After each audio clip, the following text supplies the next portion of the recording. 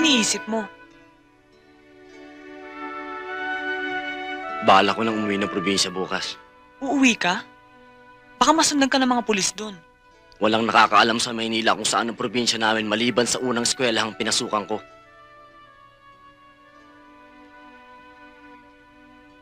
Ikaw, babalikan mo ba si Cesar?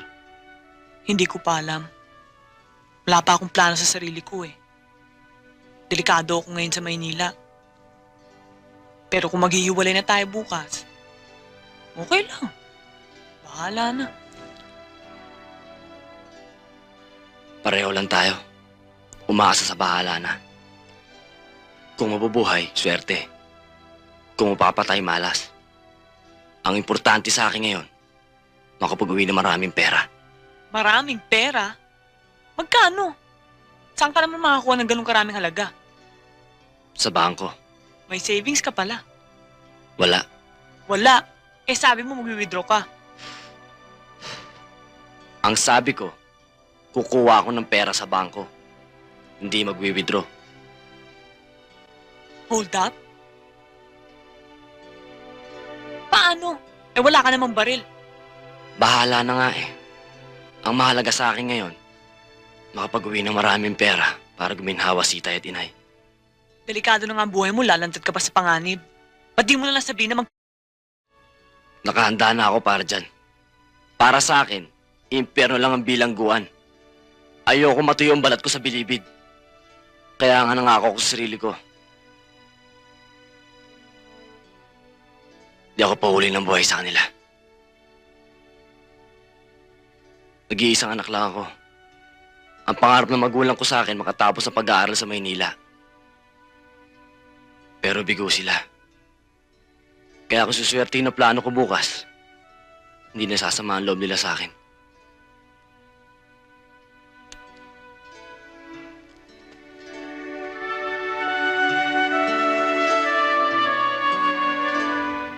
Game. Yan! Talo ng gagamba mo, bunso!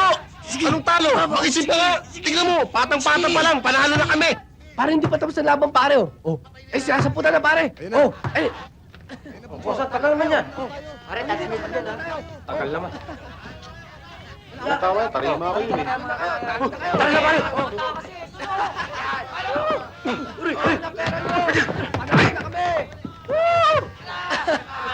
Yan! Sige! Nanalo na tayo! Bra! Sige! Yan! Sige! Bravo! Sige!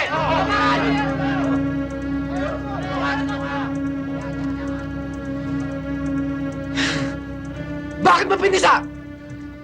Pasalamat ka. Gagamba lang ang pinisa ko. Anong gusto mong pisain ko? Yung mga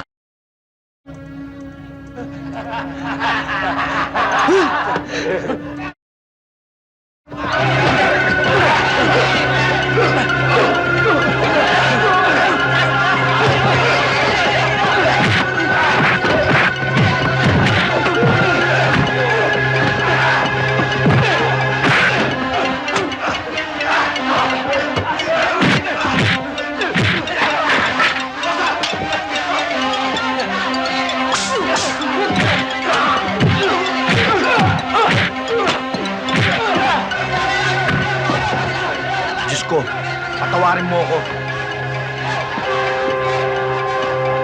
Gagambang bahay? Araw-araw tayo magkakasama.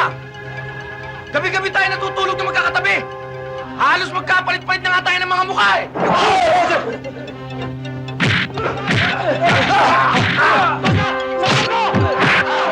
Pare-pareho tayo hindi naliligo. Tayo-tayo nag-aaway. Tayo-tayo naglalabo-labo. Ha?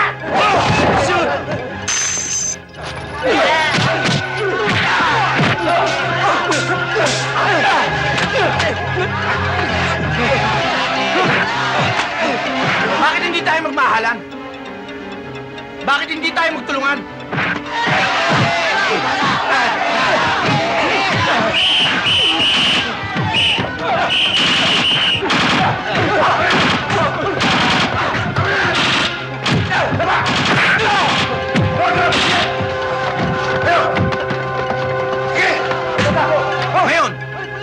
Tapos na ang gulo nito sa loob!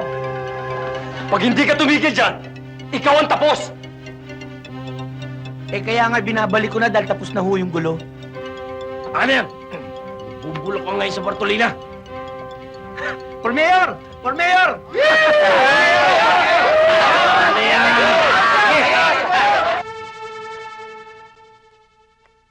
Abogado ka pala eh. Eh bakit nagtsatsaga ka sa sweldo ng pulis? Bukod sa maliit, lagi pa nasasabit sa mga kaso. Nabuisit ako dun sa unang kasong inawakan ko eh. Matibay ebidensya ko rin sa suspect. Kaya lang, wala rin nangyari. Nalagyan yata yung judge eh. Kaya yun, absuelto siya. Ganyan din naman sa mga pulis eh. Kapag malakas ang kapit, nakalalaya rin yung mga suspect natin. Pati na yung mga preso. Pero pwede na abutin sa korte ang mga demonyong yun. Naisip ko magandang kombinasyon. Abogado ko na, pulis ka pa. Ikaw, oo, kung ano-ano tinuturo mo dito sa kaibigan mo. Ang dapat, hukuman pa rin ang huhusga at hahatol. Hindi nyo dapat pangasang baril at tsapa nyo. May katwiran ng tatay mo, tol. Hindi naman pare-pareho ang mga judge. Para mga pulis din. Mas marami pa rin ang matitino. Mas marami pang mga tarantadong na absuelto. Minsan tuloy iniisip ko na mas mabuti pa mang salvage o mag-vigilante. Balukto talaga yung katwiran mo, oo. Hindi Itay. ganyan ang matinong pulis. Itay, ganyan na epektibong pulis. Ikaw, pinaiiral mo yung galit mo eh. Oy, teka nga Raymond, kukuha ko ng yelo para lumabig ang ulo niya kaibigan mo.